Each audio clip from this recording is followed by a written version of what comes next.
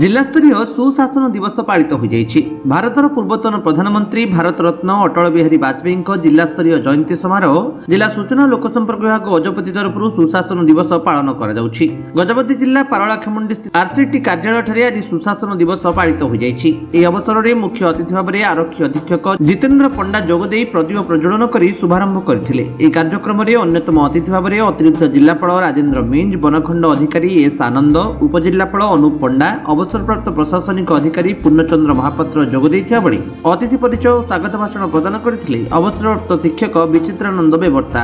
और यह कार्यक्रम अतिथि माने निज निजर अभिभाषण में अटल बिहारी वाजपेयी सुशासन जुगान्तकारी पदक्षेप पर आलोकपात करथिले। एही उपलक्षे विभिन्न प्रतियोगिता रे कृति छात्र छात्री माननकु मानपत्र प्रदान करा जायतिला। तासह एही अवसर रे एक कविता पाठोत्सव अनुष्ठित होइतिला। एही अवसर रे कवि माननकु मानपत्र प्रदान करथिले। एही कार्यक्रम को जिला सूचना और लोक संपर्क अधिकारी प्रदीप गुरुमाई परिचालन करथिले। एही कार्यक्रम रे कर्मचारी माने सहयोग करथिले। कोन कहबे आज सुशासन दिवस पालन होय छै एही अवसर रे जिलावासी कोन आज आमर पूर्वतन प्रधानमंत्री श्रीयुत अटल बिहारी वाजपेयी जन्म शतवार्षिक अवसर में सुशासन दिवस पालन करा जाउछि।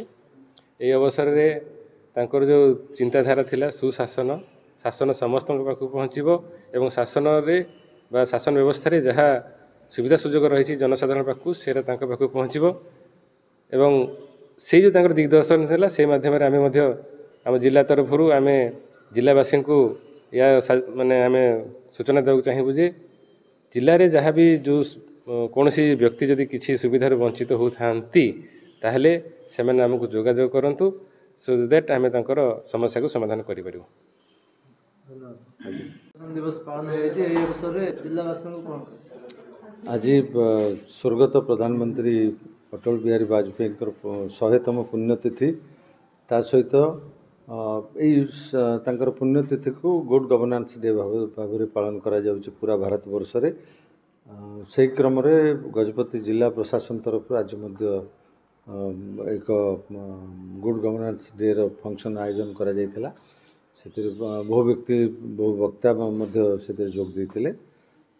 आज दिन में आम समस्ते संकल्प नवा उचित जे लोक मान सरकार तरफ जो सुविधा सुजोग दि जाउछि जहाँकि से पाखे जमती सुविधारे पहुँची पारिबो से कौन से प्रकार सरकारी साहाय्य बा सेवार वंचित न होबे से आम उपस्थित दर्शक तथा जो कर्मचारी मान थिले तांको आम अनुप्राणित करिछु तांको पाखे ही पहुँची पारिबो से समस्ते कर्तव्यनिष्ठ हेबे एवं सुचारू रूप से निजर कर्तव्य संपादन करिबे।